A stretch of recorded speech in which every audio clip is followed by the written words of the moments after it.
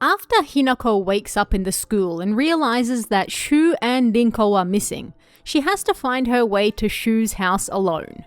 To get there, she has to take a winding mountain path, and almost immediately, it becomes clear that Hinako isn't quite alone on this mountain.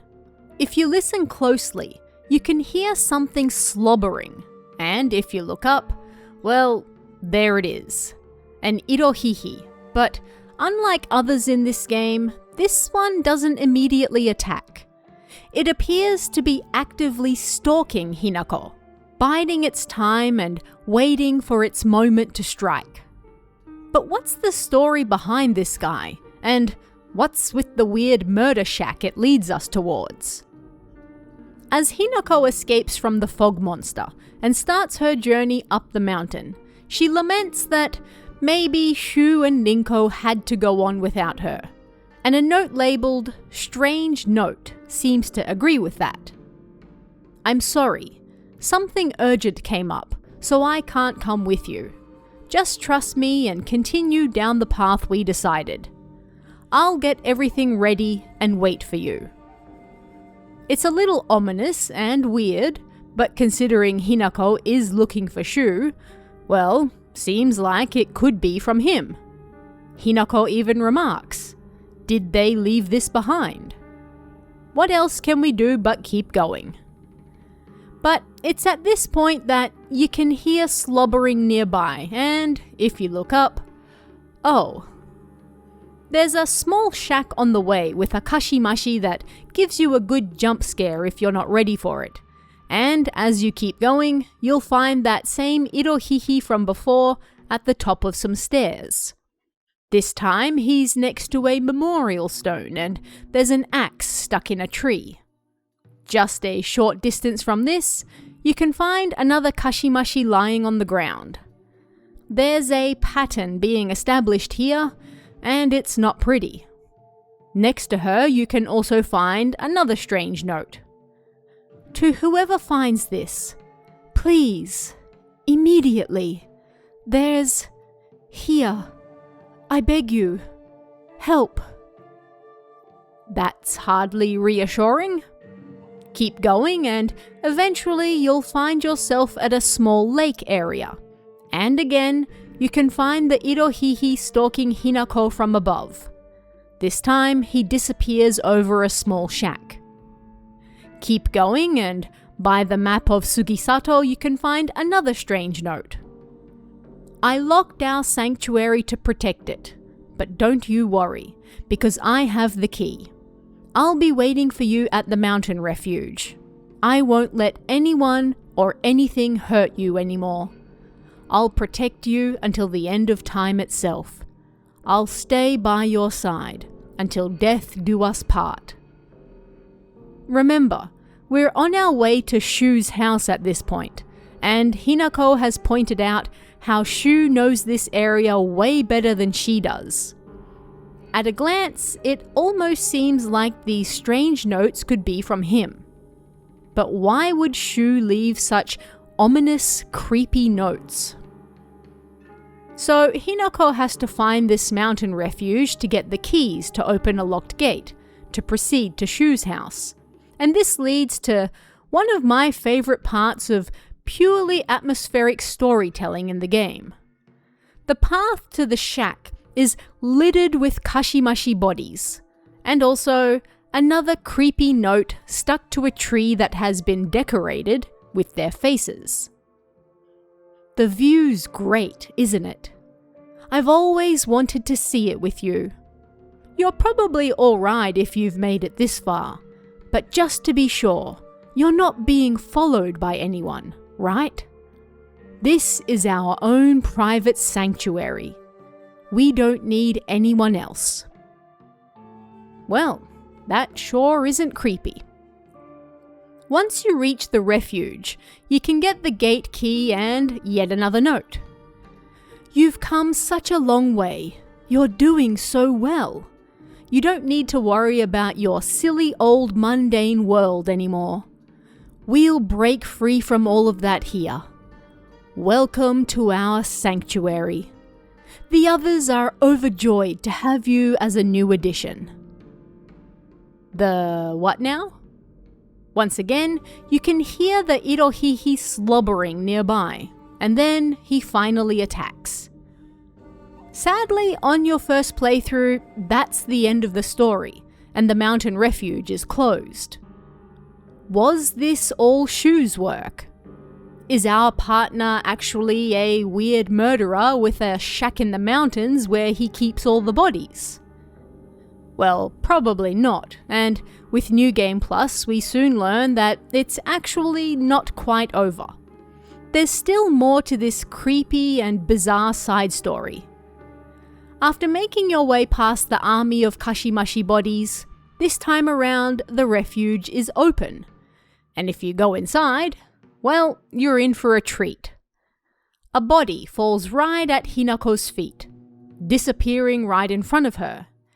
And inside, there are several bodies lying on the ground. But here we get the final strange note. My sanctuary is still incomplete. I'm lonely.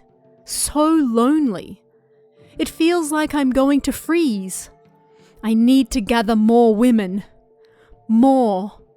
But even when I do, they all go away. I keep collecting more and more, but they all die. Mummy, why did you leave me all alone?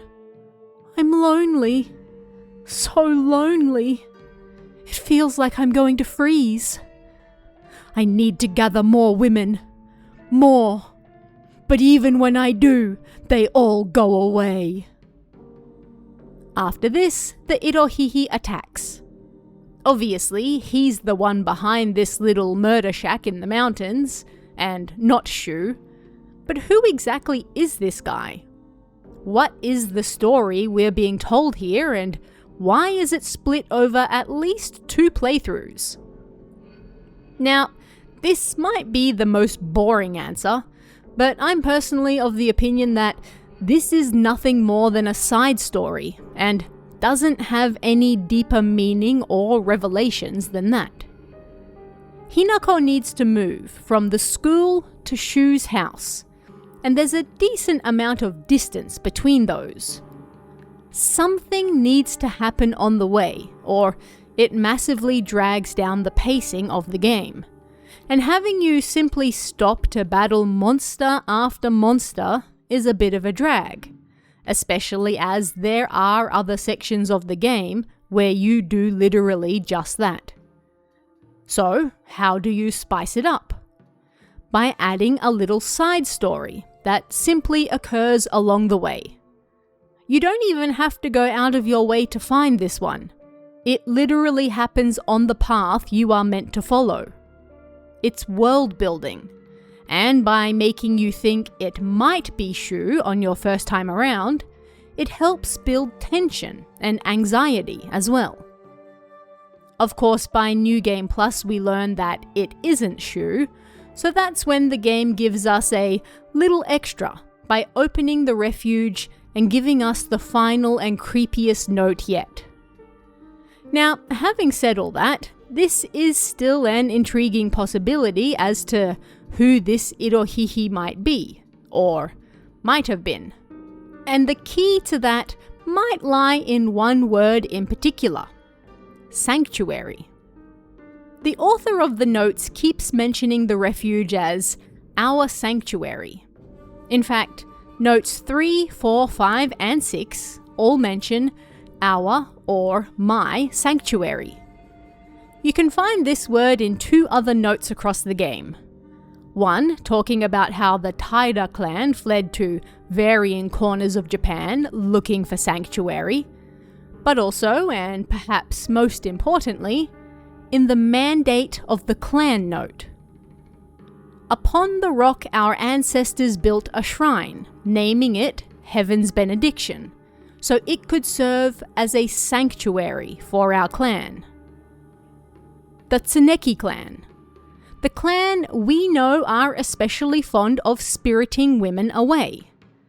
The clan we know like to cut up women for rituals. And the clan we learn will do whatever it takes to make a woman become their bride. If we look at the strange notes again, this time assuming they were written by a Tsuneki clan member, well, they do seem to fit, don't they? They tell the story of a man leading a woman to a private sanctuary where they can be safe. There, he will protect her and won't let anyone hurt her anymore. He'll protect her until the end of time. This woman doesn't need to worry about her silly old mundane world anymore. Almost like what the head Tsuneki clan members do when they take their brides, or sacrifices. But as the game also shows us, it's not just one woman who has been led back here. One even managed to leave a note on the mountain, begging for help, as it seems she realized what was going on. And the final note confirms this mysterious killer in the mountains has been collecting numerous women. He has to keep doing this. He's so lonely, so cold. And this, it seems, all seems to stem from a mother complex. As the note tells us, "Mummy, why did you leave me all alone?" Could this be a random Tsuneki clan member? Not an heir, but simply a brother, an uncle, or a cousin.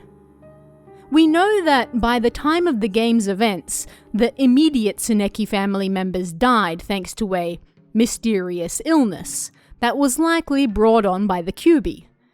But they aren't the only family members. This is a clan, after all, with plenty of other relatives, distant or otherwise. Or could it perhaps have been a direct ancestor of Kotoyuki's, with this being something that actually happened in the past? Ultimately, the game doesn't tell us.